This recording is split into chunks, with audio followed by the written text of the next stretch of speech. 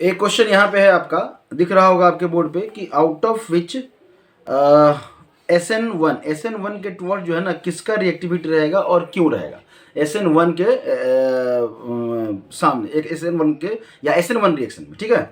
अब ध्यान दीजिएगा, तो सबसे पहले ना इसका स्ट्रक्चर बना लीजिए। तो जब स्ट्रक्चर बनाएंगे तो आपको कुछ इस तरह से नजर आएगा, यहाँ पे C, यहाँ पे भी H3, यहाँ पे भी H3 और यहाँ पे भी H3, और यहाँ पे क्या लगा हुआ आपका Br लगा हुआ है। और अगर यहाँ की बात करें तो इस रिएक्शन की बात करें, इस कंपाउंड्स की बात करें तो यहाँ पे C और C और C, और यहाँ पे क्या है आपका I, ठीक है। इस तरह से आप लिख दिए। अब देखिए हमें पता है कि SN1 रिएक्शन हो रहा है, SN1 रिएक्शन होगा तो कार्बोकेटाइन का फॉर्मेशन होगा।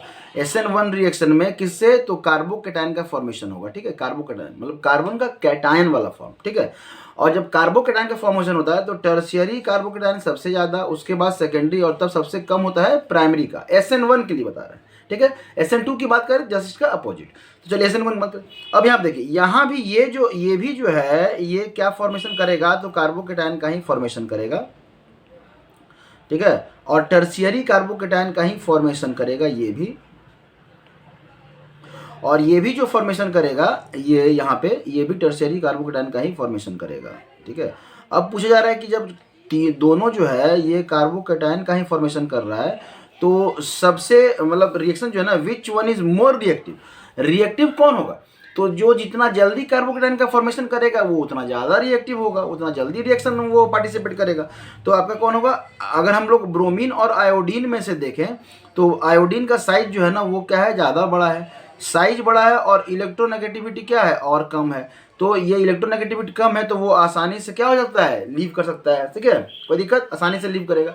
जब लीव करेगा तो वो क्या हो जाएगा, तो ये कार्बोकेटाइन का जो फॉर्मेशन करेगा वो ज़्यादा जल्दी फॉर्मेशन करेगा और स्टेबल होगा। स्टेबिलिटी की बात यहाँ पे नहीं कर सकते हैं, क्यों, क्योंकि दोनों टर्शियरी कार्बोकेटाइन ही बना रहा है। ये भी टर्शियरी बना रहा है 3 डिग्री, और ये भी क्या बना रहा है 3 डिग्री, ठीक है। तो 3 डिग्री स्टेबिलिटी तो सेम रहेगा, टर्शियरी कार्बोकेटाइन का है। तब क्या हो जाएगा कि जल्दी कौन फॉर्मेशन कर रहा है, तो जल्दी फॉर्मेशन कर रहा है कौन, तो लिविंग ग्रुप जो जल्दी आसानी से हट जाए, तो आयोडीन जो है ना वो आसानी से हट जाएगा। तो सिंपल क्वेश्चन है। तो SN1 SN2 से आपको इस मैकेनिज्म से क्वेश्चन रहेगा ही रहेगा, इसलिए ध्यान रखिएगा और इसी तरह से क्वेश्चन बनाइएगा, ठीक है। Thank you.